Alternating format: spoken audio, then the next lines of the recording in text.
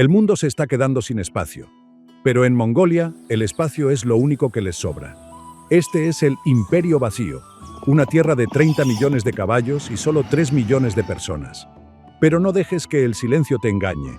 Lo que muchos pasan por alto es que este inmenso paisaje esconde secretos que desafían la lógica.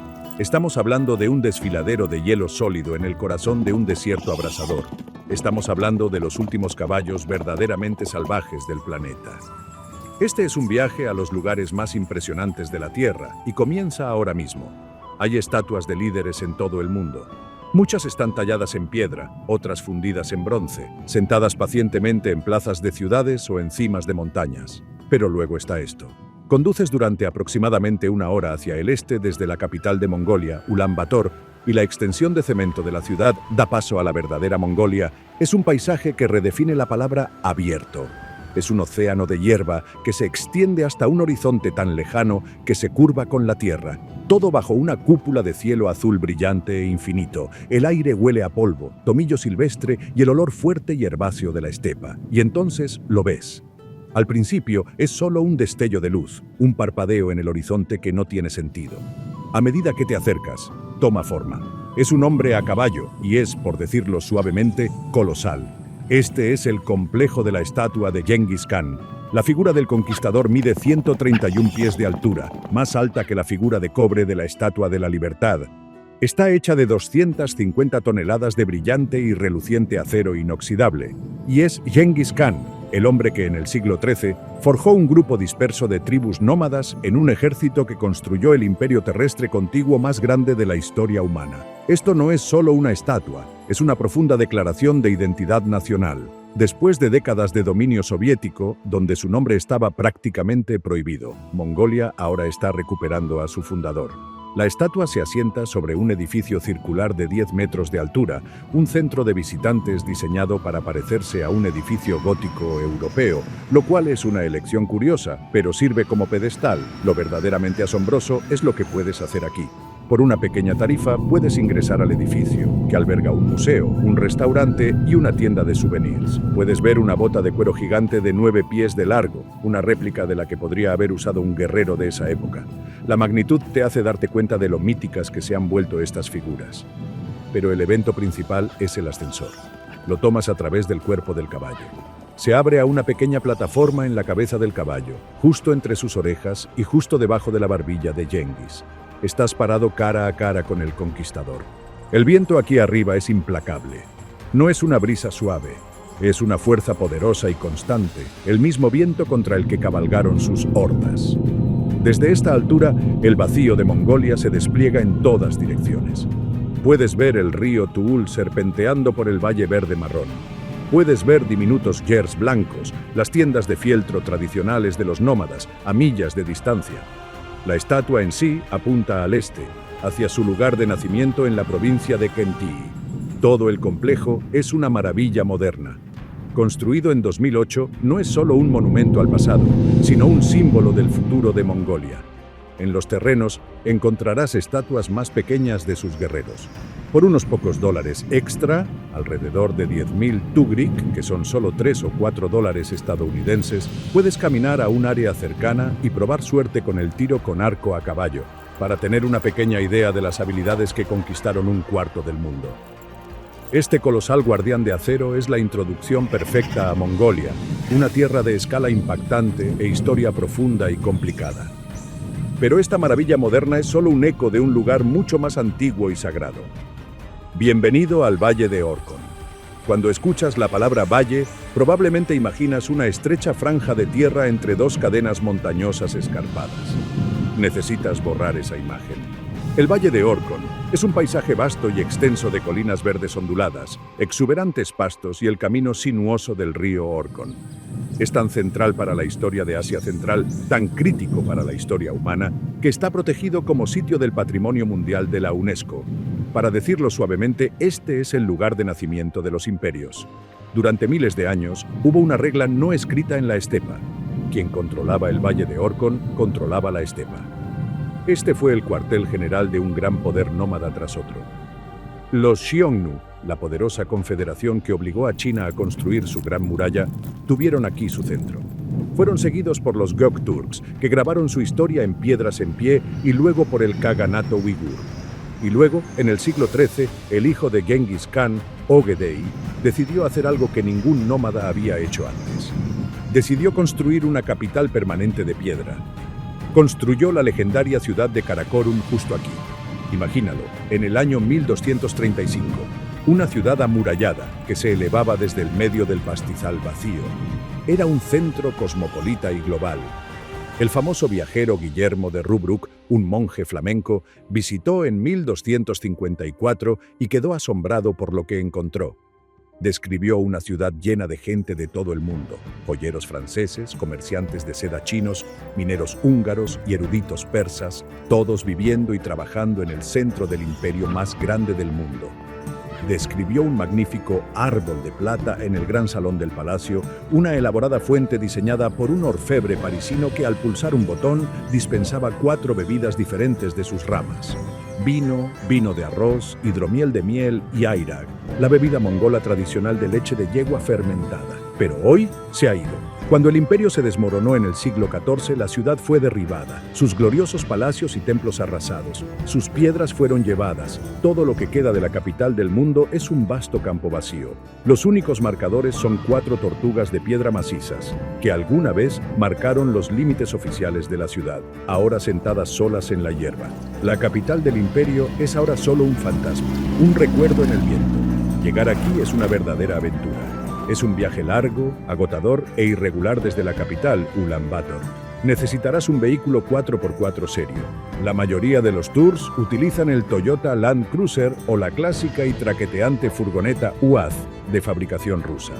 Esta furgoneta es una leyenda, es incómoda, se avería, pero es tan simple que cualquier pastor nómada puede arreglarla con una llave inglesa y algo de alambre.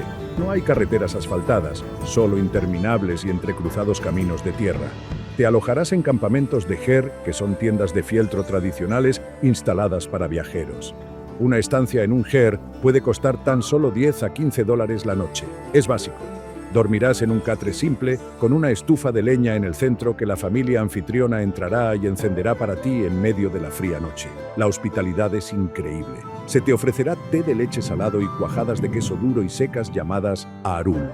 Dormirás bajo una manta de estrellas tan brillantes que parece falsa, en un silencio tan profundo que se siente como si fueras la única persona en la tierra. Sin embargo, este valle no es solo campos vacíos y fantasmas. Es un paisaje que estalla en una belleza repentina y dramática. Y en medio de esta hierba infinita, el suelo de repente se abre. Puedes escucharlo antes de verlo. Después de conducir durante horas a través de la estepa suave y ondulada del valle de Orkhon, un trueno bajo y constante parece completamente fuera de lugar. No hay tormentas, no hay aviones. Es el sonido del agua corriendo. Entonces, el mundo simplemente se cae. Esta es la cascada Ulaan Tsutgalan, a menudo llamada simplemente la cascada Orkhon. Es una impresionante caída de agua blanca de 65 pies que se estrella contra un cañón profundo y oscuro. El río aquí es ancho y poderoso y se estrecha en este único conducto, haciendo que la fuerza del agua sea increíble. Lo que nadie te dice es cómo se formó.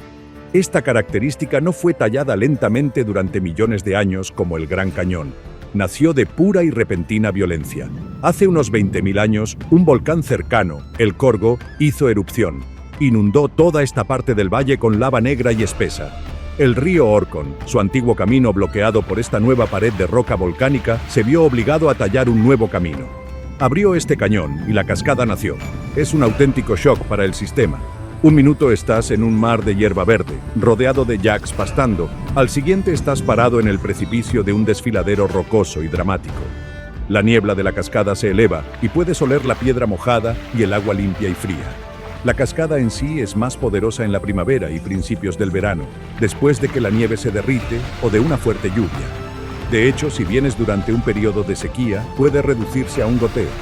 Pero en invierno se convierte en otro tipo de maravilla. Se congela por completo, creando una pared masiva y brillante de hielo azul blanco, un lugar favorito para los escaladores de hielo. Para los viajeros este es un destino principal. Puedes caminar hasta el cañón, trepando con cuidado sobre las rocas negras y resbaladizas para pararte en la base, sintiendo el rocío en tu cara. Las familias nómadas locales instalan sus gers cerca del borde del cañón durante el verano, ofreciendo a los visitantes un lugar para quedarse y la oportunidad de montar sus caballos. Imagina galopar en un robusto caballo mongol, el viento en tu cabello, con esta atronadora cascada como telón de fondo. Los campamentos de ger cercanos están perfectamente ubicados para ofrecerte vistas increíbles. Puedes comer una abundante comida de sopa de cordero, llamada guriltai shul, llena de fideos gruesos y verduras, y luego caminar solo unos pocos cientos de pies para ver esta maravilla natural. Es un poderoso recordatorio de que esta tierra vacía está llena de sorpresas repentinas y contundentes. Pero los secretos en este valle no solo son hechos por la naturaleza, también fueron tallados por personas hace mucho, mucho tiempo, y algunas de estas tallas contienen advertencias que todavía son escalofriantes hoy. Mucho antes de Genghis Khan, otro gran poder gobernó esta tierra. Eran un pueblo que salió del norte y se llamaban a sí mismos los Gökturks. Crearon el Kaganato turco, un imperio masivo que se extendía desde el Mar Negro hasta Manchuria, y su corazón estaba justo aquí, en el Valle de Orkhon. En un sitio llamado Koshut-Saidam, dejaron atrás sus historias talladas en piedra. Estas no son solo lápidas, son los escritos más antiguos conocidos de cualquier idioma túrquico, que datan de principios de los 700, son las inscripciones de Orkhon. Los dos monumentos más importantes son para un príncipe llamado Kultegin y su hermano, el emperador Bilge Khan. Se trata de losas de piedra macizas, o estelas, de más de 10 pies de altura, cubiertas con más de 10.000 letras talladas a mano en una escritura especial llamada Runas de Orkhon. Esta escritura se parece un poco a las runas de los vikingos, pero es un alfabeto completamente único, y durante siglos nadie pudo leerlo. Cuando los eruditos finalmente lo descifraron a finales de los 1800, abrió una ventana a un imperio perdido. Y la historia que cuentan es épica. Describen la fundación del imperio turco, la gloria de sus batallas y la naturaleza sagrada de este mismo valle. Hablan de su creencia en el dios del cielo Tengri, que gobernaba desde arriba. Pero lo que es verdaderamente escalofriante es el tono. La inscripción de Bilge Khan es una advertencia directa y personal a su pueblo. Les advierte desde más allá de la tumba que no confíen en sus poderosos vecinos, la dinastía Tang en China. Dice que usan palabras suaves y ricos tesoros para engañar, dividir y conquistar a los nómadas de la estepa. Dicho suavemente, es un consejo político que sigue siendo ferozmente relevante 1300 años después. Es una voz del pasado profundo que habla de poder, traición y la lucha por la supervivencia. Hoy en día, hay un hermoso y moderno museo construido justo al lado del sitio, financiado por el gobierno turco. Fue construido en 2010 para proteger las inestimables piedras originales de los duros elementos. En el interior puedes ver las estelas, junto con un tesoro de artefactos encontrados en sus tumbas, coronas de oro, intrincadas joyas y estatuas de sirvientes arrodillados. Este sitio se convirtió en parte del patrimonio UNESCO del Valle de Orkhon en 1996. Pero lo que es verdaderamente especial es estar parado en el campo exterior, mirando las réplicas que ahora se encuentran exactamente donde estaban los originales. Puedes tocar las runas profundamente cortadas, sintiendo la historia de un imperio perdido, rodeado por el mismo viento y el mismo cielo infinito sobre el que escribieron. La historia del valle no terminó con los turcos. La siguiente gran ciudad construida aquí, Karakorum, sería destruida, pero sus escombros se usarían para crear el centro espiritual más importante de Mongolia. Directamente a partir de los escombros de una capital caída. Este es el monasterio Erdene-Su, y es un milagro. Después de la caída del Imperio Mongol en el siglo XIV, la gran capital de Karakorum fue arrasada. Sus gloriosos palacios, mezquitas y templos no eran más que un montón de piedras y un triste recuerdo. Durante 2 siglos, el sitio estuvo en ruinas. Luego, en 1586, un señor mongol llamado Abtai Sain Khan decidió construir algo nuevo a partir de esos escombros. Se había reunido con el tercer Dalai Lama y se había convertido al budismo tibetano, y quería construir un centro para esta nueva fe. Así que construyó Erdenesú, el Templo Joya, el primer y más grande monasterio budista en Mongolia, y lo construyó usando las piedras de la capital caída. Pero no solo construyó un templo, construyó una fortaleza. Rodeando todo el complejo hay un muro masivo y cuadrado, de casi un cuarto de milla de largo en cada lado. Es una estructura imponente y de aspecto poderoso, y engastadas en este muro blanco brillante hay 108 estupas blancas prístinas, o santuarios en forma de cúpula. 108 es un número profundamente sagrado en el budismo, que representa los 108 pecados o contaminaciones humanas. Este muro era un escudo espiritual que protegía el suelo sagrado interior. En su apogeo, Erdenesú era una ciudad en sí misma. Era un complejo asombroso. Tenía más de 60 templos decorados con oro y en un momento, más de 1000 monjes vivieron, rezaron y estudiaron aquí. Fue el corazón espiritual indiscutible de la nación durante siglos. Luego, en la década de los 1930, llegó la oscuridad. Durante las purgas políticas bajo el nuevo gobierno comunista, la religión fue atacada como un opio del pueblo. El monasterio fue el objetivo. Cientos de monjes fueron acorralados y llevados, muchos de ellos para no volver a ser vistos. Todo el complejo, a excepción del muro exterior y 3 templos pequeños y estratégicos, fue sistemáticamente demolido. Fue una tragedia cultural, un intento de borrar el alma de la nación. Lo que ves hoy es un fantasma de lo que fue, pero es uno poderoso.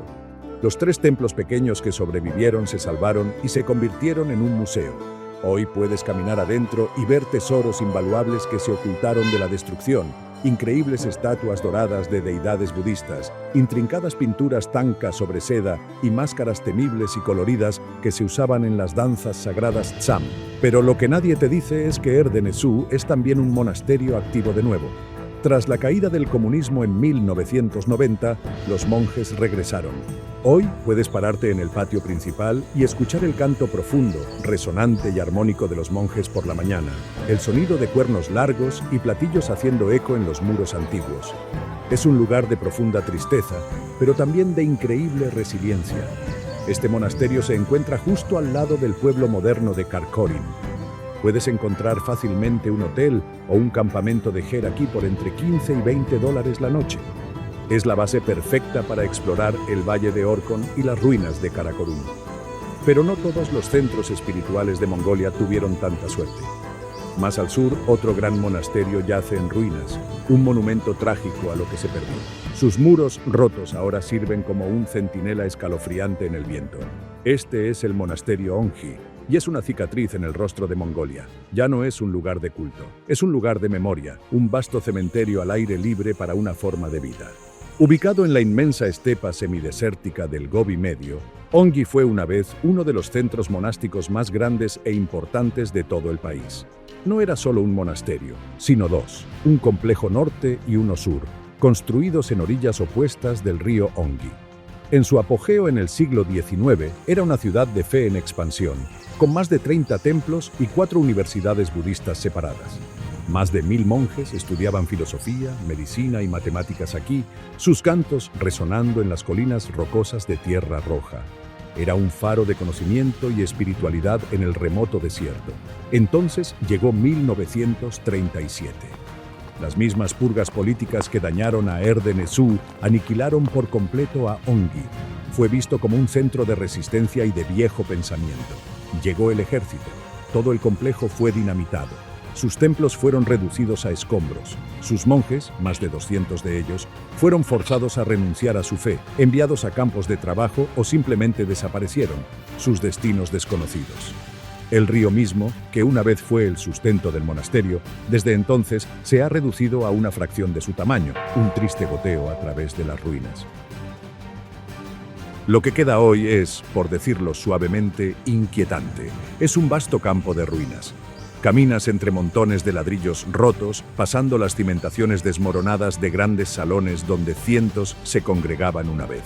Ves tallas religiosas destrozadas, trozos de azulejos azules y verdes y fragmentos de cerámica medio enterrados en el polvo. El único sonido es el viento implacable silbando a través de los muros rotos. Es un testimonio al aire libre de un capítulo oscuro en la historia de la nación. Hay un pequeño museo en un ger cerca del sitio, administrado por una familia local, que exhibe viejas fotos de cómo solía verse el monasterio. El contraste es desgarrador, pero hay una pequeña chispa de esperanza. Un puñado de monjes ha regresado. Han construido un pequeño templo nuevo y bellamente pintado entre las ruinas, una mota de vida diminuta y desafiante en un lugar definido por su ausencia. Para los viajeros, alojarse aquí es una experiencia profunda. Puedes quedarte en un campamento de ger en la colina con vistas a las ruinas. Cuando el sol se pone, las rocas rojas brillan y el viento suena casi como un susurro. Es un lugar profundamente triste, profundamente conmovedor, una parada necesaria para comprender la historia moderna del país. De esta historia de tragedia humana pasamos a una historia de supervivencia natural, una criatura que fue traída literalmente de vuelta del borde del olvido. Es el único animal de su tipo y había desaparecido por completo de la tierra. Este es el caballo de Przewalski y es el último caballo verdaderamente salvaje del planeta. Seamos muy claros, esto no es un caballo asilvestrado como un Mustang americano, que es un caballo doméstico que se escapó. Esta es una criatura que nunca ha sido domesticada por los humanos. Genéticamente es diferente. Tiene 66 cromosomas, mientras que los caballos domésticos tienen 64. Es robusto, es resistente, con un pelaje de color arena, una raya oscura en el lomo y una crin única y erizada que se mantiene erguida. En Mongolia se le conoce como taki o espíritu, y para la década de los 60 había desaparecido.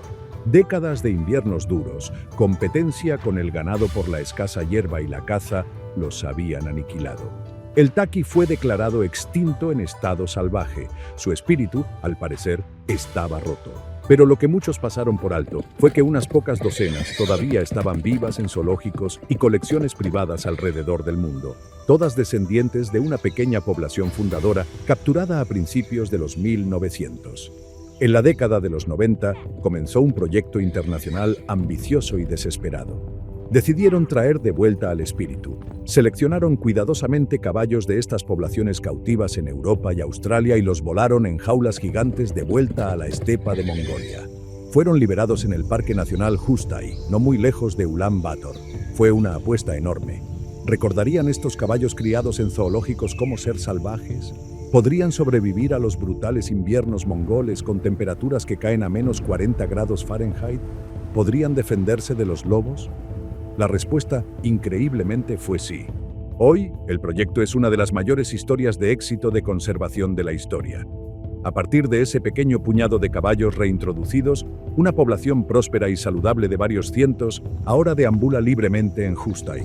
Viven en grupos de harén, un semental dominante protegiendo a sus yeguas y potros, y han readquirido todos sus antiguos instintos de supervivencia. Para un turista, esto es un avistamiento de vida silvestre casi garantizado. Conduces hasta el parque, que es un hermoso paisaje de colinas onduladas y bosques de abedules a última hora de la tarde. Tu guía sabrá dónde mirar. Detendrás el jeep, sacarás tus binoculares y los verás, pastando en las laderas, sus abrigos polvorientos mezclándose con la hierba. Es una vista poderosa y primitiva. El parque tiene un pequeño centro de información y un campamento de ger para visitantes. No solo estás viendo un animal, estás viendo una resurrección.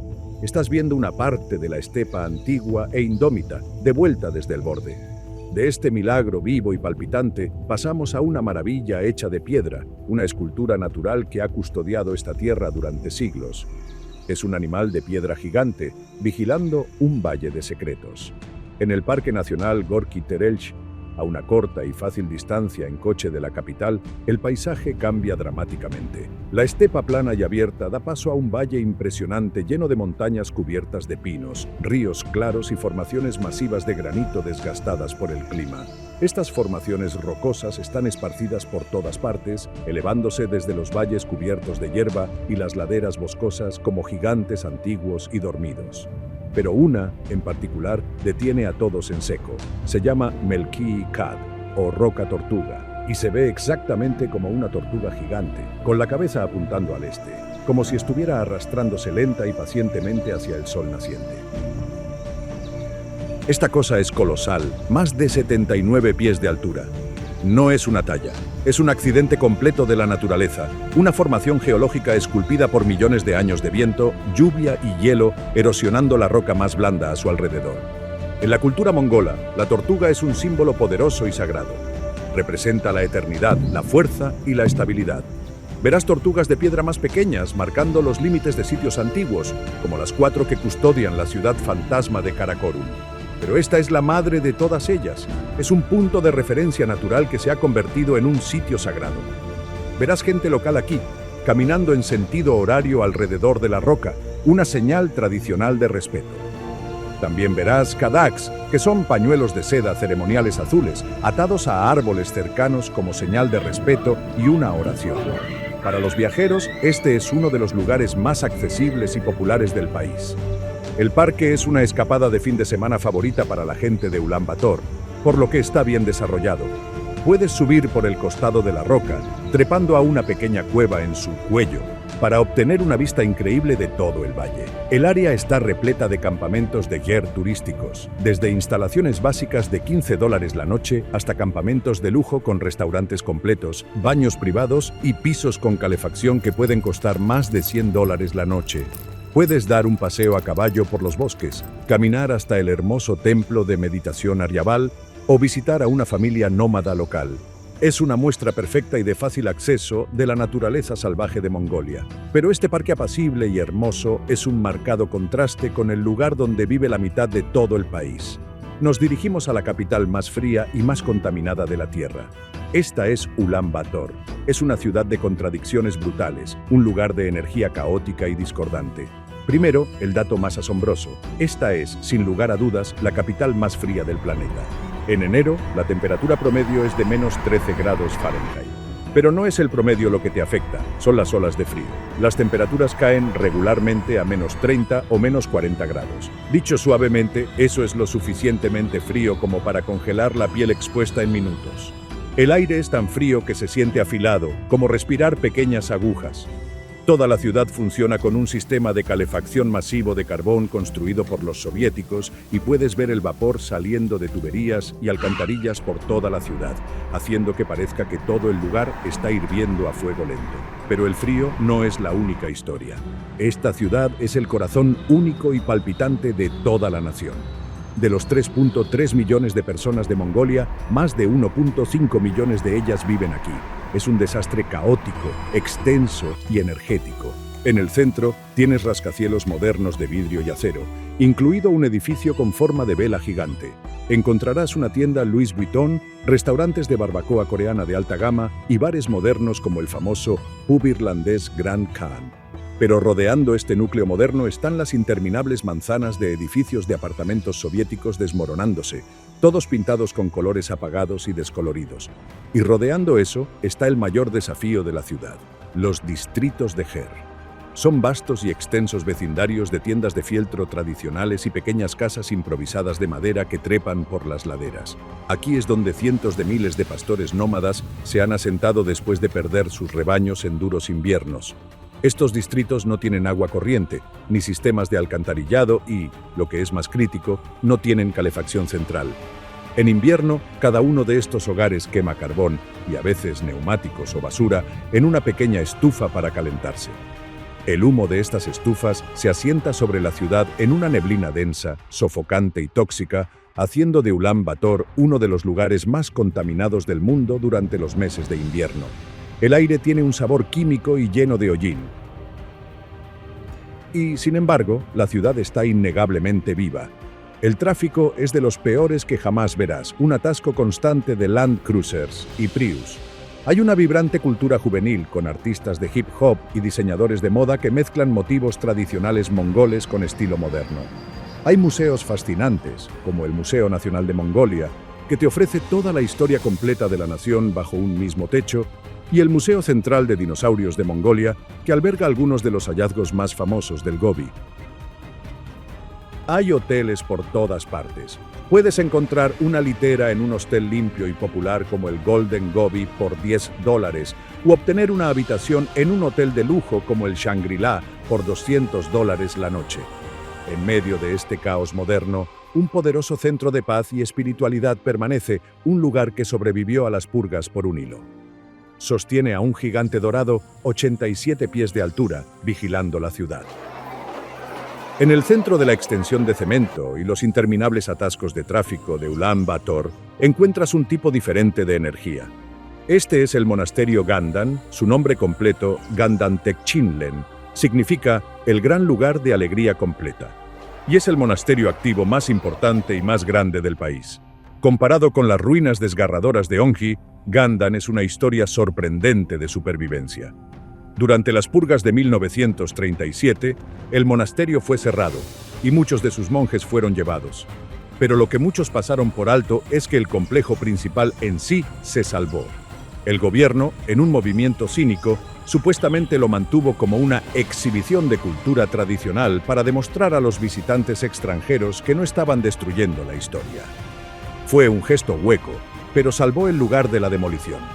En 1944, fue reabierto bajo estricto control gubernamental, como el único monasterio en funcionamiento en toda Mongolia, más un museo que un lugar de culto. Pero después de 1990, con la llegada de la democracia, explotó de nuevo a la vida. Hoy, más de 100 monjes viven y estudian aquí, y el sonido de su canto profundo, gutural y armónico, es el verdadero latido espiritual de la ciudad. Al entrar verás filas de ancianos mongoles, sus rostros surcados por arrugas, girando las ruedas de oración grandes y cilíndricas, enviando sus oraciones y bendiciones al mundo. El aire está espeso con el olor dulce y penetrante del incienso de enebro quemado, que brota de hornos de piedra. Pero el evento principal está en el templo principal, un edificio alto y blanco en la parte trasera del complejo. Te quitas los zapatos, entras en la oscuridad y tienes que inclinar el cuello completamente hacia atrás. Estás parado a los pies de una estatua dorada de Avalokitesvara, el Buda de la compasión. Mide 87 pies de altura, alcanzando desde el suelo hasta el techo. Es tan grande que apenas puedes abarcarlo todo a la vez. Esta estatua es en realidad un reemplazo. La magnífica original, construida a principios de los 1900, fue desmantelada e informaron que fue retirada por las tropas soviéticas en 1938, su destino desconocido. Esta nueva fue construida en 1996, financiada con donaciones de toda Mongolia y el mundo. Está cubierta de pan de oro y adornada con miles de piedras preciosas. Es una vista abrumadora e impresionante, un poderoso símbolo del renacimiento de la fe en Mongolia. Es una visita obligada en la capital, un lugar de paz profunda y tangible en una ciudad que rara vez o nunca deja de moverse. Desde el centro espiritual nos movemos al centro político, a solo unas pocas cuadras de distancia. Un señor de la Guerra de Bronce masivo se sienta en juicio sobre el futuro de la nación. Toda capital tiene una plaza central, pero ninguna se siente exactamente como esta. Esta es la plaza Sukh-Baatar, el corazón oficial y palpitante de Ulan Bator y de toda Mongolia. Y es masiva. Es una vasta y abierta extensión de pavimento, más de 300.000 pies cuadrados, tan grande que puede sentirse extrañamente vacía incluso con cientos de personas en ella. Aquí es donde se hace la historia. Aquí es donde tuvieron lugar los desfiles masivos de la era soviética. Aquí es donde, en 1990, se celebraron protestas pacíficas en el frío glacial, lo que condujo a la caída del comunismo y al nacimiento de una nueva democracia. Aquí es donde la nación se reúne para celebrar. Durante décadas llevó el nombre de Damdin Sukh-Baatar, el héroe rojo de la revolución de 1921 que convirtió a Mongolia en un país comunista. Su estatua, que lo muestra a caballo con el brazo levantado en una pose revolucionaria clásica, todavía se encuentra en medio de la plaza. Pero lo que nadie te dice es que en 2013, la plaza fue renombrada oficialmente como Plaza Genghis Khan, mientras el país continúa abrazando su pasado imperial por encima de su pasado comunista más reciente. Aunque para ser honestos, todos, desde los taxistas hasta los lugareños, todavía la llaman Plaza Sukh-Baatar. Todo el espacio está dominado por un edificio, la masiva, gris e imponente Casa del Parlamento, o Palacio de Gobierno. Es una pieza clásica de arquitectura de estilo soviético, pero en 2006 se añadió un nuevo y masivo monumento a su frente. Y justo al frente y al centro, sentado en una enorme columnata, hay una nueva y enorme estatua de bronce del propio Genghis Khan, sentado en un trono, mirando hacia la plaza con una presencia poderosa y sombría. Está flanqueado por sus dos generales más grandes, Boorchu y Mukhali, y en las salas más lejanas hay estatuas de Ogedei y Kublai, su hijo y nieto. Este es el centro de todo. Por un lado tienes el histórico Teatro Estatal de Ópera y Ballet. Por el otro, la moderna Torre Blue Sky de vidrio y acero, un símbolo de la nueva Mongolia. Verás niños patinando, familias tomando fotos y políticos corriendo hacia el palacio. Durante el Festival Nadam, aquí es donde comienza la ceremonia de apertura. Es el punto cero, desde el cual se miden todas las distancias en Mongolia. Es un lugar de inmensa escala y poder, pero hay otro monumento en la ciudad, uno que cuenta una historia muy diferente y mucho más complicada sobre el pasado del país. Es un monumento olvidado en una colina, una nota de agradecimiento a un antiguo amigo. En una colina alta al sur de Ulan Bator, un extraño monumento circular mira hacia toda la ciudad. Este es el monumento Saisán. Para llegar a él tienes que subir 300 escalones sinuosos. A medida que subes, eres recompensado con la mejor vista panorámica de la capital. Desde la cima puedes ver toda la extensión, desde el centro de cemento y las masivas centrales eléctricas de carbón, hasta los distritos de Ger que suben por las colinas lejanas, todo enclavado en el valle del río Tul. Es una vista impresionante y expansiva, pero el monumento en sí es lo que es verdaderamente fascinante. Es una reliquia, una cápsula del tiempo de otra era. Fue construido por los soviéticos en 1979 como un monumento a los soldados desconocidos y, lo que es más importante, para celebrar la amistad inquebrantable entre la Unión Soviética y Mongolia. La pieza central es un mural de mosaico circular gigante en el interior del anillo. Es arte de propaganda soviética clásico y exagerado, y es realmente hermoso a su manera. Un panel muestra a los soviéticos derrotando a los japoneses, que habían amenazado las fronteras de Mongolia en 1939. Otro muestra el glorioso programa espacial soviético que llevó a un hombre mongol al espacio. En el centro hay una escena heroica de camaradas rusos y mongoles, soldados y ciudadanos, mano en mano, celebrando su alianza, todo bajo la mirada de Lenin. Pero hoy, ese vínculo se ha ido. La Unión Soviética no existe. El monumento, aunque sigue siendo un lugar popular para parejas jóvenes y turistas, se está desmoronando lentamente. La pintura se está desvaneciendo y el cemento se está astillando. Lo que muchos pasaron por alto es la ironía en la base de la colina. Justo al lado de este gran monumento al comunismo se ha construido una estatua de Buda dorada masiva, nueva, de 100 pies de altura. Y justo debajo de eso, el capitalismo ha llegado en forma de apartamentos de lujo, comunidades cerradas y centros comerciales. Es una instantánea perfecta de la Mongolia de hoy, una nación atrapada entre su pasado imperial, su historia comunista y su futuro capitalista de ritmo rápido, todo visible desde una sola colina. Ahora dejamos la ciudad, dejamos el cemento y la niebla de humo y nos dirigimos al sur, hacia el paisaje más famoso y más temido de todos. Vamos a un lugar que cubre un tercio de todo el país. Cuando escuchas Desierto de Gobi, probablemente imaginas dunas de arena interminables y ondulantes como el Sahara. Bueno, en su mayor parte estás equivocado. Lo que nadie te dice sobre el Gobi es que solo alrededor del 5% es arena. El resto es una vasta y alucinante extensión de llanuras de grava, montañas rocosas, tierra seca y agrietada y sorprendentemente áreas parecidas a estepas con arbustos bajos. Este lugar es enorme. Cubre un tercio de Mongolia y se extiende profundamente hacia China. Y es una tierra de extremos increíbles. Este no es un desierto caluroso como el Sáhara, es un desierto frío. En verano las temperaturas en el suelo del desierto pueden elevarse hasta 104 grados Fahrenheit, lo suficientemente caliente como para freír un huevo. Pero en invierno se convierte en un paisaje infernal congelado y azotado por el viento, cayendo a menos 40 grados Fahrenheit que pone fin a la vida. Este es uno de los entornos más implacables de la Tierra. Y, sin embargo, la vida está aquí. Es terca, dura y rara. Este es el último refugio para el oso del Gobi en peligro crítico de extinción, o Mazalai. A partir de 2022, solo quedaban unos 51 en el mundo.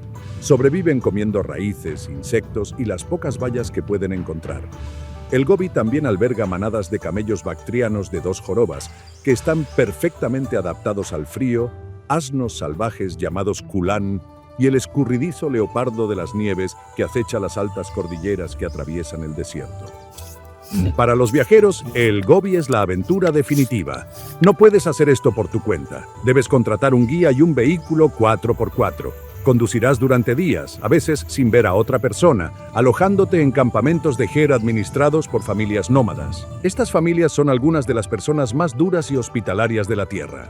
Crían camellos y cabras en un lugar con casi ninguna agua. Beberás su tei tsai, té de leche salado, y tal vez incluso pruebes algo de airak, hecho de leche de camella, que es un gusto adquirido. Comerás comida cocinada sobre un fuego alimentado con excremento de animal seco, porque no hay árboles, y aprenderás a qué suena el silencio real y absoluto. Por la noche, el cielo está tan libre de contaminación lumínica que la Vía Láctea parece una nube espesa y pintada. Este desierto es también el sueño de un paleontólogo.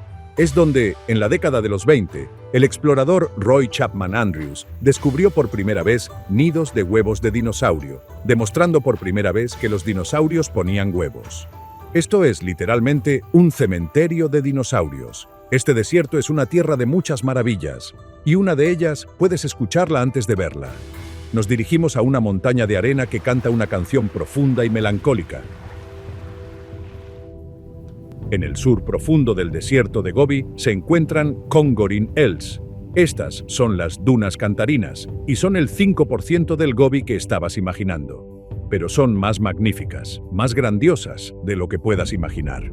Esto no es solo un parche de arena, es un río masivo de dunas imponentes, de 10 millas de ancho y 80 millas de largo, atrapado entre dos cordilleras oscuras y rocosas. Los picos más altos, conocidos como Dud Mankan o dunas cantarinas, se elevan más de 664 pies desde el suelo llano del desierto. Eso es tan alto como un rascacielos de 60 pisos. Obtienen su nombre de un fenómeno bizarro, inquietante y ligeramente espeluznante. Cuando el viento es fuerte o cuando una gran cantidad de arena se desliza por la cara de las dunas, lo que puedes provocar al deslizarte tú mismo, crea un sonido profundo, vibrante y quejumbroso. Es un zumbido de baja frecuencia que sientes en el pecho tanto como lo oyes con los oídos. Suena como un avión de hélice volando bajo o una nota de violonchelo profunda. Los científicos dicen que es causado por la fricción de miles de millones de granos de arena, todos del mismo tamaño, deslizándose unos sobre otros. Pero la leyenda local es que es la canción de una hermosa princesa que fue enterrada bajo la arena por un rival celoso. Estar en la base, escuchando este rugido bajo resonar por el desierto, es una experiencia que te acompañará para siempre. Escalar hasta la cima es, por decirlo suavemente, un ejercicio. Es un trabajo brutal, un paso adelante, medio paso atrás sobre la arena suave y empinada. La cresta es tan afilada que parece el borde de un cuchillo. Puede llevar más de una hora y tus piernas se sentirán como gelatina. Pero la recompensa es una de las mejores vistas de la tierra. Desde la cresta delgada como un cuchillo en la cima puedes ver todo el desierto. Por un lado, el mar dorado interminable de arena. Por el otro, un estrecho oasis verde, un pequeño río que fluye a lo largo de la base de las dunas, dando vida a una delgada franja de hierba y, extrañamente, un pequeño lago. Te alojarás en un campamento de Ger, como el Gobi Erdene, justo al pie de las dunas. La actividad más popular, además de escalar, es montar a camello. Montarás un camello bactriano de 2 jorobas, un viaje lento y mecedor a lo largo de la base de las dunas mientras el sol se pone. El mejor momento para visitar es septiembre, cuando el calor brutal del verano ha desaparecido y el aire está claro y fresco. De esta maravilla de sonido pasamos a una maravilla de la vista, un lugar que parece una ciudad perdida de otro mundo. Estos acantilados parecen un templo en ruinas, pero esconden un secreto del fondo del océano. Este es Tsagaan Subarga, la estupa blanca. Ubicado en el Gobi Medio, este lugar no parece real. Es una serie de acantilados masivos y escarpados, erosionados durante millones de años en formas fantásticas y caprichosas. Desde la distancia parecen las ruinas de una antigua y extensa ciudad de varios niveles o una fila de estupas gigantes y desmoronadas. Están en capas con colores brillantes y pastel, blanco, rosa, rojo y naranja. Los acantilados tienen más de 130 pies de altura y se extienden por casi un cuarto de milla. Es una maravilla geológica, una impresionante pieza de arte natural. Pero la parte más asombrosa es lo que es este lugar. Estás parado en el fondo de un antiguo océano. Hace decenas de millones de años, toda esta área estuvo bajo el agua. Estas capas coloridas son el sedimento comprimido, la arena y el lodo del fondo marino. Y debido a eso, este es un tesoro para los fósiles. Mientras caminas por la base de los acantilados, literalmente estás caminando sobre los restos de criaturas marinas antiguas. Puedes encontrar conchas marinas fosilizadas, conchas de caracol antiguas y otra vida marina, todo preservado en la roca seca y calcárea del desierto. Para los viajeros, este es el sueño de un fotógrafo. El mejor momento para estar aquí es al amanecer o al atardecer. Cuando la luz de ángulo bajo golpea los acantilados, los colores explotan. La piedra caliza blanca que le da a los acantilados su nombre de estupa, brilla contra los rojos y naranjas profundos. Es un paisaje sublime y alienígena. Puedes caminar por los cañones y explorar las extrañas formaciones, sintiéndote como si estuvieras en Marte. Los campamentos de Gerd cercanos, como el campamento Gerd Sagan Subarga, ofrecen un lugar para quedarse con una vista directa de los acantilados. Es un recordatorio poderoso y aleccionador de que este desierto, ahora definido por su sequedad extrema, fue una vez un lugar de agua y vida abundante. De este vasto cañón abierto, nos dirigimos a un lugar que es lo opuesto exacto, un bosque secreto de piedra. Es un laberinto de pilares de granito que esconde las ruinas de un templo perdido. En medio de la estepa plana y barrida del Gobi, hierba tan lejos como alcanza la vista, el suelo de repente estalla. Esto es Baga Gazrin Chulu, o Piedras de la Tierra Pequeña. Es una fortaleza natural, un área de 25 millas cuadradas de rocas de granito amontonadas, apiladas y formaciones rocosas imponentes. Es un bosque de piedra que crea un laberinto de cañones estrechos, valles ocultos y cuevas secretas. Este extraño paisaje se eleva a más de 5.600 pies, una isla de granito de gran altitud en un mar de hierba. Este lugar ha sido un refugio durante siglos. Los pastores escondían su ganado aquí durante las ventiscas. Los forajidos y ladrones de caballos lo usaban como escondite. Pero también fue un lugar de poder espiritual. Escondidas en un desfiladero estrecho y protegido, ocultas del viento, están las ruinas de un monasterio del siglo XVII. Puedes ver los muros de piedra desmoronados de un pequeño templo, construido justo contra los acantilados de granito. Los monjes venían aquí a meditar en un aislamiento total, protegidos del mundo por el laberinto de piedra. Hay incluso una pequeña cueva donde se dice que vivió un monje famoso, con un estanque de agua clara que los lugareños dicen que puede curar dolencias oculares. Tienes que pasar por una grieta estrecha en la roca para encontrarlo. Para los visitantes, este es un paraíso de exploración. Puedes pasar un día trepando por las rocas, pasando por pasajes estrechos y descubriendo las ruinas del monasterio. Las rocas en sí son hermosas, cubiertas de líquenes de color verde brillante y naranja que se ven eléctricos contra la piedra gris. También es un gran lugar para ver vida silvestre, como el ibex, una cabra montesa salvaje, y el argalí, una oveja salvaje, saltando sin esfuerzo de acantilado a acantilado. Varios campamentos de Gerd se encuentran cerca de la entrada, lo que lo convierte en un lugar fácil para pasar la noche. Es un paisaje surrealista, casi mágico, que se siente completamente diferente del resto del Gobi. Pero el truco más extraño del Gobi aún está por venir. Un lugar donde el fuego y el hielo se encuentran de una manera que no debería ser posible. Vamos a un cañón en el desierto que está lleno de hielo sólido, en medio del verano. Este es Yolinam, o el Valle de la Boca del Buitre. Es una garganta profunda y estrecha en las montañas Gobi-Gurban-Saikan y alberga un secreto que desafía toda lógica. Este es el desierto de Gobi. En verano, las temperaturas en esta región pueden alcanzar fácilmente los 100 grados Fahrenheit. Estarás sudando mientras conduces hasta la entrada. Pero a medida que caminas más profundamente en este cañón, el aire se enfría.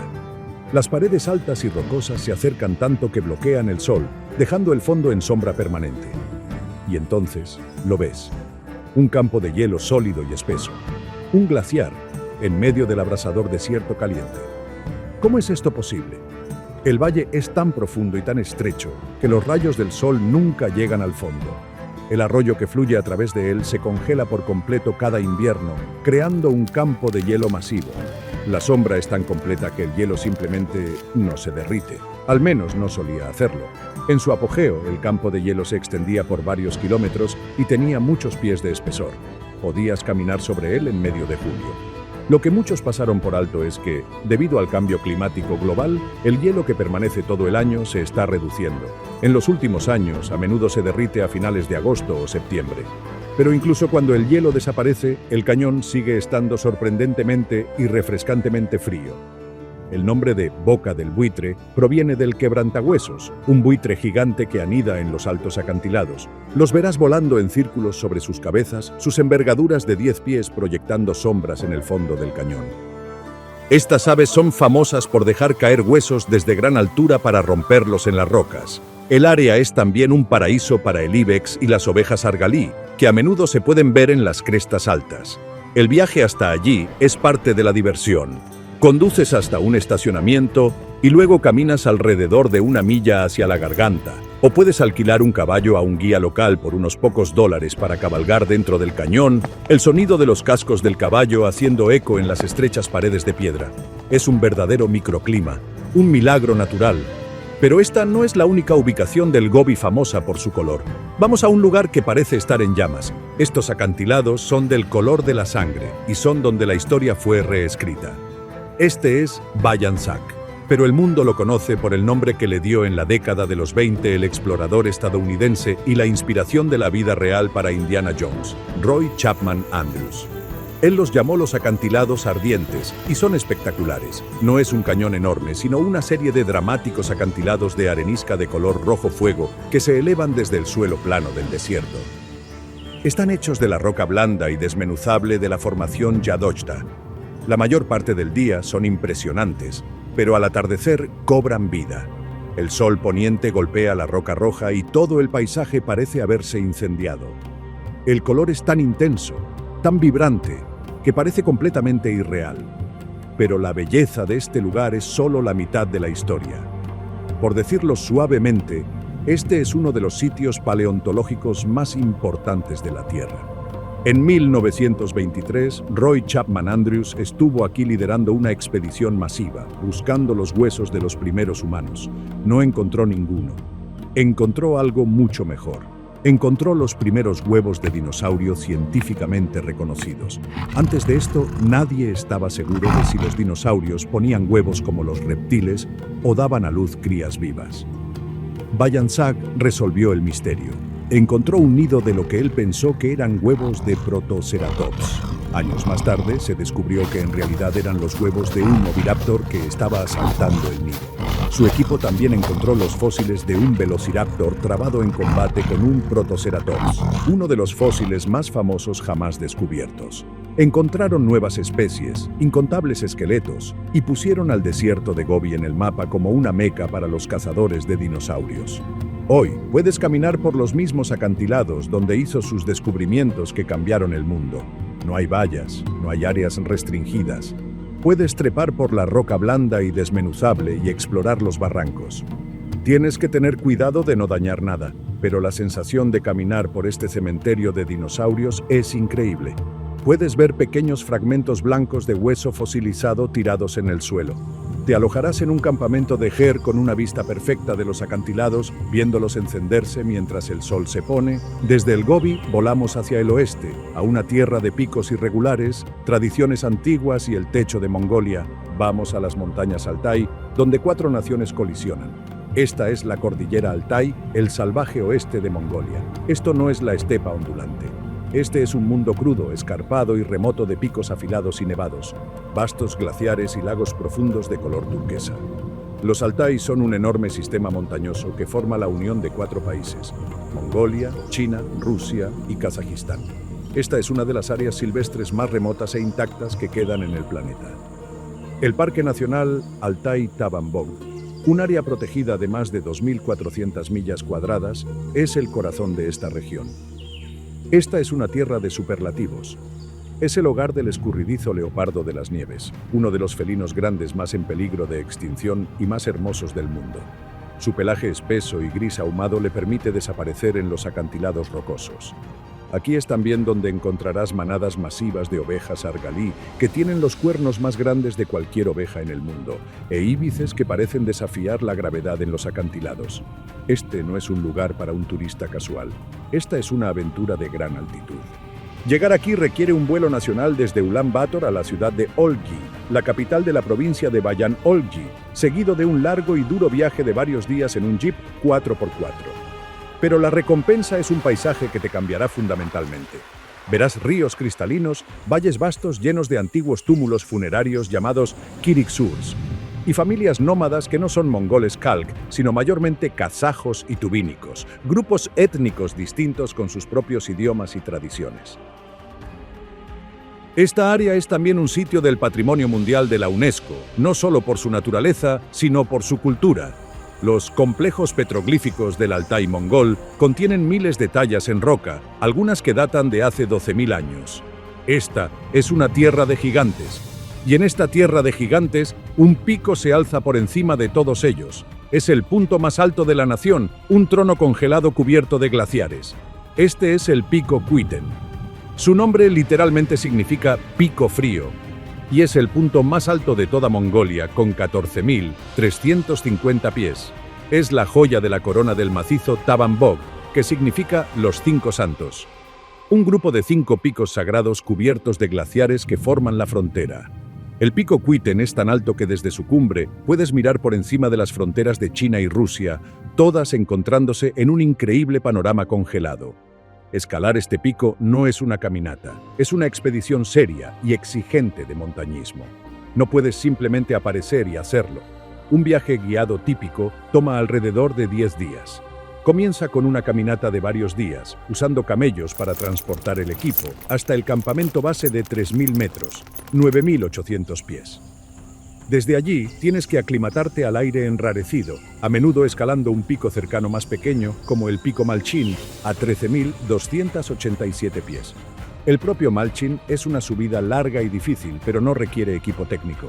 El ascenso final de Cuiten, sin embargo, es lo real. Requiere atarse con un equipo, ponerse crampones, puntas de metal para tus botas y llevar piolets. Tienes que cruzar el masivo glaciar Potanin, el glaciar más largo de Mongolia, navegando cuidadosamente alrededor de las grietas, que son hendiduras profundas, ocultas y potencialmente letales en el hielo. La escalada es agotadora, comenzando antes del amanecer, y es un esfuerzo arduo, físicamente exigente y de gran altitud. Pero la recompensa es el mundo. Estar en esa cumbre, en el techo de Mongolia, con nada más que hielo, roca y cielo a tu alrededor, es un logro que pocas personas experimentarán alguna vez. Pero no tienes que ser un escalador de élite para ver la historia del Altai. La historia de esta tierra está escrita en las rocas, para que todos la vean. Es una galería de arte de 12.000 años de antigüedad, tallada en la piedra. Dispersas por las montañas Altai, particularmente en los valles cerca de Taban Bog, hay más de 10.000 tallas antiguas en roca o petroglifos. Esta es una de las colecciones de arte de la Edad de Piedra y del Bronce más grandes y mejor conservadas del mundo. Es una vasta galería de arte al aire libre que cuenta la historia de la humanidad en esta región durante un periodo de 12.000 años. Este es un sitio de la UNESCO, y cuando lo ves, entiendes por qué. No son figuras de palo toscas. Son imágenes vívidas y detalladas talladas en la roca oscura y de color óxido de las laderas de las montañas. Las imágenes más tempranas, de la época paleolítica hace alrededor de 11.000 años, muestran un mundo diferente. Los talladores grabaron mamuts masivos, rinocerontes lanudos y ciervos gigantes. Fue un momento en que este valle era un hábitat exuberante y boscoso para animales enormes. Mientras caminas por los valles, puedes ver literalmente el arte cambiar con el tiempo, como capítulos en un libro. Las tallas posteriores de la Edad del Bronce, de hace unos 3.000 años, muestran el amanecer del nomadismo. Ves imágenes de cazadores con arcos, rebaños de íbices y las primeras fotos de personas a caballo, arreando sus animales. Incluso puedes ver escenas de ritual, con figuras parecidas a chamanes, con los brazos extendidos, bailando. Lo que es tan increíble es la accesibilidad. Estos no están acordonados en un museo. Estás allí.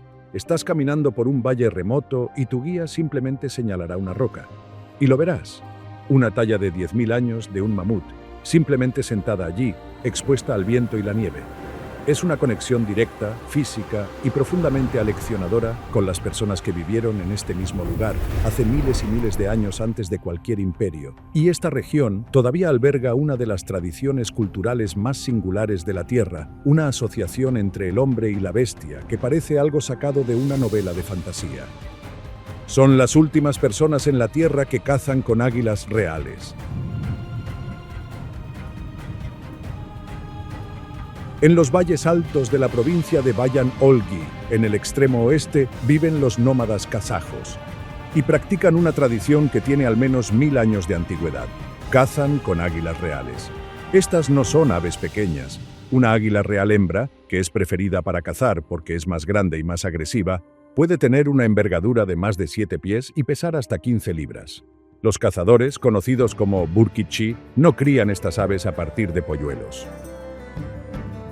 Las capturan de un nido cuando son jóvenes, una tarea peligrosa y difícil que implica descender por acantilados escarpados. Luego entrenan al águila, formando un vínculo profundo, personal e individual con ella que dura años. Esta es una verdadera asociación. El cazador, en su caballo, vestido con un grueso abrigo de piel y un sombrero de piel de zorro, cabalgará hasta la cima de una cresta montañosa. El águila, posada en su brazo fuertemente enguantado, escaneará el valle de abajo con ojos 8 veces más agudos que los de un humano. Cuando detecta un zorro, un conejo o incluso un lobo pequeño, el cazador lo suelta. El águila se lanza en picado, un misil emplumado que alcanza velocidades de más de 150 millas por hora para hacer la captura. Luego el cazador comparte la presa con su pájaro.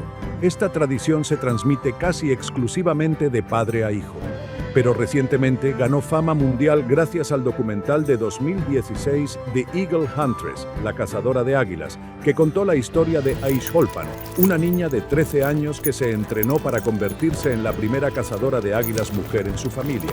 El mejor momento para ver esta tradición es a principios de octubre, en el Festival del Águila Real, celebrado justo a las afueras de la ciudad de Olguín. Decenas de cazadores se reúnen para mostrar sus habilidades, sus abrigos de piel tradicionales y sus magníficas aves. Compiten en eventos como llamar a su águila a su brazo desde la cima de un acantilado, poniendo a prueba la fuerza de su vínculo.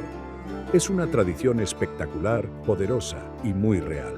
Después de alrededor de 10 años de asociación, los cazadores hacen algo asombroso. Celebran una ceremonia y liberan a su querida águila de vuelta a la naturaleza para que pueda criar y vivir el resto de su vida. En el agreste y seco oeste, ahora volamos al extremo norte, a un lugar que se parece más a Siberia que a Mongolia. Es un mar de agua cristalina tan pura que puedes beberla directamente del lago. Este es el lago Khövsgöl, y es un gigante. Este es el lago de agua dulce más grande de Mongolia, que contiene un asombroso 70% de toda el agua dulce del país. Para ponerlo en perspectiva, un lago contiene alrededor de 0,4% de toda el agua dulce en todo el planeta. Es un lago antiguo, formado hace millones de años, y es increíblemente profundo, más de 860 pies. El agua es tan pura, tan prístina y tan clara que puedes ver hasta docenas de pies. Los lugareños lo llaman la perla azul oscura, y es tan vasto que a menudo simplemente lo llaman el océano. Es parte de un parque nacional, y el paisaje es un shock total después del Gobi. Esto no es desierto. Este es un mundo parecido a Siberia, de densos bosques de pinos, llamados la taiga, exuberantes prados verdes llenos de flores silvestres y rebaños de yaks y renos. El lago está conectado geológicamente por ríos subterráneos con su hermana mayor, el lago Baikal en Rusia, que está justo al otro lado de la frontera. Para los viajeros, este es un paraíso. Puedes alojarte en campamentos de ger justo en la orilla, despertando con el sonido del agua batiendo. Puedes hacer senderismo en los bosques, pasear a caballo por la orilla o hacer un viaje en barco. Incluso hay un antiguo barco ruso llamado el Sukh-Baatar, construido en 1910, que todavía lleva visitantes en recorridos. En invierno, el lago se convierte en un tipo diferente de maravilla. Se congela por completo, con hielo de más de 3 pies de espesor. Se convierte en una autopista principal y los lugareños conducen sus camiones, jeeps y trineos tirados por caballos justo a través de él, creando atajos que son imposibles en verano. También alberga un espectacular festival de hielo, con esculturas de hielo masivas, patinaje sobre hielo y carreras de trineos tirados por caballos. Es un lugar de belleza natural prístina, casi increíble. Y en los bosques profundos y remotos que rodean este lago, un pequeño grupo de personas vive una vida que parece sacada de un libro de cuentos. Son los últimos pastores de renos de Mongolia y viven en tipis, escondido en los profundos y remotos bosques de la taiga al norte del lago Khövsgöl, en un área a la que solo se puede llegar después de días de viaje en jeep y luego a caballo, vive uno de los grupos étnicos más pequeños y singulares de la tierra, el pueblo Duka o Tsaatan. Solo quedan unas 40 a 80 familias, quizás 400 personas en total, y todo su modo de vida, toda su cultura, gira en torno a un animal, el reno. Son verdaderos pastores nómadas de renos.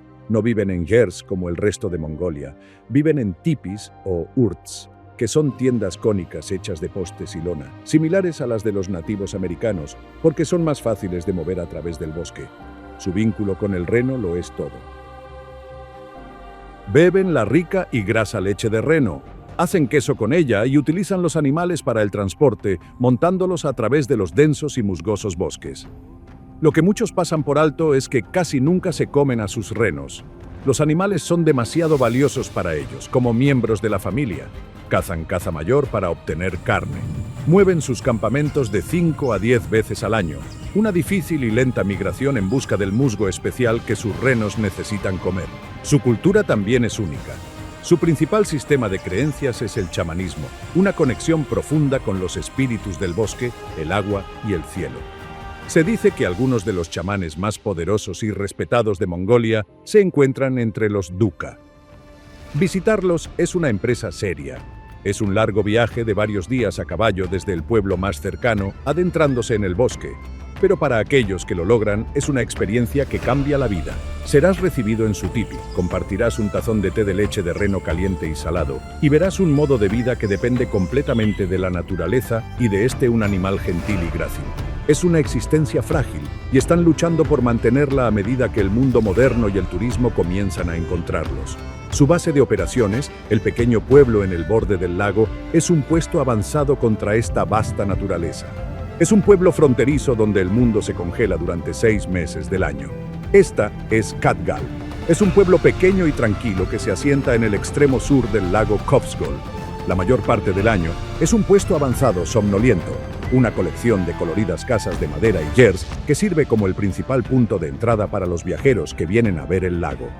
Tiene un pequeño aeropuerto, unas pocas casas de huéspedes y un puñado de tiendas que venden suministros básicos.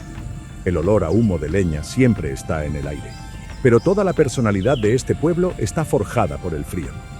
Durante 6 meses del año, este lugar está encerrado en una profunda congelación siberiana. Las temperaturas bajan a menos 30 o menos 40 grados Fahrenheit y se mantienen allí. El lago se convierte en una lámina sólida de hielo azul verdoso de 3 pies de espesor. Lo que antes era una barrera se convierte en una carretera. El hielo es tan fuerte que se convierte en la principal autopista. Camiones, coches y trineos tirados por caballos, llamados terek, pasan zumbando por la superficie congelada, creando atajos que tardarían horas en alcanzarse en verano. El pueblo se ha hecho famoso por su turismo invernal. La gente viene de todo el mundo para experimentar la profunda congelación. Hacen ice driving, conducción sobre hielo, dan paseos en carros tirados por caballos sobre el lago y visitan manantiales termales cercanos que emiten vapor en el aire helado. Es un lugar de dureza increíble. Las personas que viven aquí son resilientes, forjadas por el frío extremo. Alojarse aquí en invierno es una aventura. Te acurrucarás alrededor de una estufa de vientre redondo en tu ger, el aire tan frío que se siente agudo. Pero cuando sales por la noche, el silencio del lago congelado, bajo un cielo lleno de estrellas tan brillantes que parecen diamantes, es absoluto. Es un verdadero pueblo fronterizo, la última parada antes de la vasta y azul naturaleza del lago y los bosques profundos y oscuros de la taiga. Pero no todos los pueblos de Mongolia son para la aventura. Algunos son una cuestión de vida o muerte. Este próximo pueblo es un refugio, un lugar seguro contra el asesino más mortal de Mongolia. Esto no es un solo lugar, sino un evento aterrador y recurrente. Se llama Zud y es la gran pesadilla recurrente de Mongolia. Un Zud es un desastre invernal severo, un apocalipsis blanco que es exclusivo de esta parte del mundo. No es solo un invierno frío. Es una tormenta perfecta de desastres y está ocurriendo con más frecuencia debido al cambio climático. A menudo comienza con una sequía en verano, lo que significa que los animales no pueden engordar para el invierno. Luego, el invierno trae nieve excepcionalmente profunda, un Zud blanco, que entierra la hierba, haciendo imposible que el ganado encuentre comida. O, aún peor, trae un ligero deshielo seguido de una congelación profunda, cubriendo toda la estepa con una capa gruesa e impenetrable de hielo, un Zud de hierro, haciendo imposible el pastoreo. Cuando golpea un Zud, el efecto es catastrófico. El ganado perece por millones. Los pastores que han pasado toda su vida construyendo un rebaño de caballos, cabras y ovejas pueden quedar completamente aniquilados en un solo invierno. El ZUD de 2009 a 2010 fue uno de los peores, eliminando más de 8 millones de animales, un porcentaje masivo de toda la población ganadera del país. Por decirlo suavemente, este es el desastre económico y social número 1 en Mongolia. Es lo que impulsa la migración masiva de pastores desesperados y arruinados a los distritos de Her de Ulan Bator. Aquí es donde entran pueblos como Arbaykir. Es una capital provincial central, el pueblo principal de la provincia de Oborkhangay. No es un punto turístico importante, es un enlace vital, es un pueblo de transición, un refugio para pastores que lo han perdido todo. Es un lugar donde intentan adaptarse a una nueva vida, a medio camino entre sus antiguas costumbres nómadas y el mundo moderno y urbano. Es un crudo y polvoriento recordatorio de que en este imperio vacío, la vida es una batalla constante y de alto riesgo contra un entorno que es a la vez hermoso y absolutamente implacable. Pero en verano, esta tierra de dificultades explota de vida, en la celebración más grande, alegre e intensa de la nación. Son los Juegos Masculinos, una fiesta nacional de lucha libre, caballos y flechas. Cada julio, toda la nación de Mongolia se detiene para celebrar Naadam. Este es su día nacional, sus Juegos Olímpicos y su Mardi Gras todo en uno. Es una espectacular fiesta de los 3 juegos masculinos, lucha libre, carreras de caballos y tiro con arco. Y es como nada que hayas visto jamás. La celebración más grande es en la capital, Ulan Bator, en el estadio principal, pero cada pueblo y aldea tiene su propio Naadam más pequeño y más íntimo. Primero, la lucha libre. Esta es la lucha tradicional mongola y las reglas son simples. No hay categorías de peso ni límites de tiempo. El primer hombre que haga que cualquier parte de su cuerpo, que no sean sus manos o pies, toque el suelo, pierde. 512, o a veces 1024, luchadores, hombres enormes en pequeños chalecos bordados llamados sodom, que están abiertos por delante, dice la leyenda, para demostrar que son hombres y no mujeres, y pantalones cortos llamados shudak. Compiten en un torneo de eliminación simple. Un solo combate puede durar minutos o horas. Cuando un luchador gana, realiza la danza del águila, un aleteo lento y grácil de sus brazos y se le otorga un título. El ganador de todo se llama Arslan o León. Segundo, las carreras de caballos. Esta es la prueba definitiva de resistencia y es el corazón del festival. Estas no son carreras cortas de 2 minutos en una pista ovalada. Esto es a campo traviesa, con carreras de hasta 18 millas de largo, corriendo a través de la estepa abierta e irregular. ¿Y los jinetes? Son niños, algunos de tan solo 5 años, elegidos por su peso ligero. Es una carrera salvaje, caótica y peligrosa con cientos de caballos levantando una nube de polvo masiva. Lo que es una locura es que la verdadera estrella es el caballo. El caballo ganador es celebrado y se cantan canciones para él. Incluso hay un premio especial para el caballo que llega en último lugar en la carrera de 2 años. Se llama Bayan Kodud o estómago lleno y es una forma de decir mejor suerte la próxima vez. Tercero, el tiro con arco. Hombres y mujeres compiten, vistiendo sus hermosas y coloridas túnicas tradicionales o dils. No disparan a un simple blanco circular. Disparan a una pared de pequeños cilindros tejidos llamados surs, que están apilados en el suelo. Los hombres disparan desde una distancia de 75 metros, aproximadamente 246 pies, y las mujeres desde 65 metros. Cuando golpean un objetivo, el juez grita una palabra de elogio, Ukai. Naadam es una explosión de color, sonido y energía, una celebración de las habilidades que permitieron a los mongoles sobrevivir y conquistar la estepa. Pero hay otra competencia, una moderna que es aún más extrema. Es la carrera de caballos más larga y dura de todo el mundo. Si Naadam es una celebración de la tradición, el derbi mongol es una prueba de pura resistencia sin adulterar. Esta es, oficialmente, la carrera de caballos más larga y dura del mundo. Es una carrera de 1000 kilómetros, 620 millas, de resistencia a través de las partes más remotas, sin marcar y salvajes de la estepa mongola. Y no es solo una carrera, es una recreación. Traza el camino del antiguo sistema postal de mensajeros a caballo de Genghis Khan, o Morú, que estableció en 1224. Este fue el primer servicio postal de larga distancia del mundo, un Pony Express a escala imperial. Así es como funciona. Decenas de jinetes de todo el mundo, aventureros, jinetes profesionales y aficionados totales, pagan una tarifa de inscripción masiva de más de $14.000 estadounidenses para competir. Tienen que cabalgar las 620 millas completas en 10 días o menos. Pero aquí está el truco. No tienen un caballo. Tienen 25. La carrera se divide en tramos de 40 kilómetros, 25 millas, con una estación de caballos, o urtú. Al final de cada uno, los jinetes galopan hacia una estación, saltan de su caballo y tienen que elegir su próxima montura de una alineación semi-aleatoria de caballos mongoles duros, bravos y semisalvajes que nunca han visto antes. Por decirlo suavemente, esto es peligroso. Los jinetes están solos. Se orientan con un GPS enfrentándose a calor implacable, tormentas repentinas y violentas, deshidratación, agotamiento y la posibilidad muy alta de ser arrojados de un caballo que no quiere ser montado. Por la noche, pueden acampar bajo las estrellas o quedarse con las familias nómadas locales que administran las estaciones de caballos.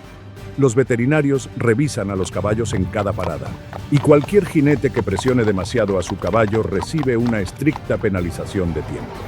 Es una prueba brutal, agotadora y que cambia la vida de equitación, suerte y pura supervivencia. Desde esta prueba definitiva de resistencia, terminamos en un lugar de misterio puro y antiguo. Es una sola roca gigante, cubierta con las firmas de la historia. En medio de un valle amplio, plano y herboso en el centro de Mongolia, una sola roca masiva brota de la tierra. Esta es Taykar Chulu. Es un monolito solitario de granito de 25 pies de altura. Parece que fue arrojado desde el cielo. No coincide con ninguna de las geologías circundantes y durante miles de años esta roca ha sido un testigo silencioso. Es un punto de referencia natural que se ha convertido en un objeto sagrado, un lienzo para la historia misma. La leyenda local dice que la roca es en realidad un canto rodado gigante que un héroe mítico, Bokbilik, arrojó para inmovilizar una serpiente gigante que vivía bajo tierra y aterrorizaba la tierra. Pero la verdadera historia está escrita en su superficie. La roca está cubierta, de arriba a abajo, de inscripciones, símbolos y grafitis de casi todas las épocas de la historia humana en Mongolia. Encontrarás antiguas escrituras rúnicas túrquicas, similares a las del Valle de Orkhon. Hay escrituras mongolas tradicionales, oraciones budistas tibetanas e incluso firmas de viajeros y pastores de los últimos pocos siglos. Es un libro de visitas para la estepa. Todos los que pasaron por aquí, desde antiguos chamanes hasta señores mongoles y pastores modernos, sintieron la necesidad de dejar su marca en esta extraña y poderosa piedra. Verás oboo, montículos sagrados de piedras chamánicas, en su base, donde la gente deja ofrendas de pañuelos azules, leche o vodka. De pie frente a ella puedes seguir el flujo de imperios y religiones solo mirando los diferentes tipos de escritura. Es un lugar de poder tranquilo y antiguo, un misterio final y apropiado en una tierra llena de ellos. Desde el gigante de acero de Genghis Khan hasta esta piedra silenciosa y llena de historias, Mongolia sigue siendo el imperio vacío, una tierra que guarda sus secretos de cerca, esperando a aquellos dispuestos a mirar. Mongolia es una tierra de escala imposible, de extremos brutales y de una belleza tan vasta que redefine tu sentido del espacio. Es un imperio de vacío, lleno de maravillas asombrosas. ¿Te gustó el video? Suscríbete y dale al botón de me gusta. Y aquí hay una pregunta final. ¿Es correcto que el mundo moderno visite y cambie las últimas culturas nómadas antiguas o deberían dejarse por completo en paz? Háznoslo saber en los comentarios.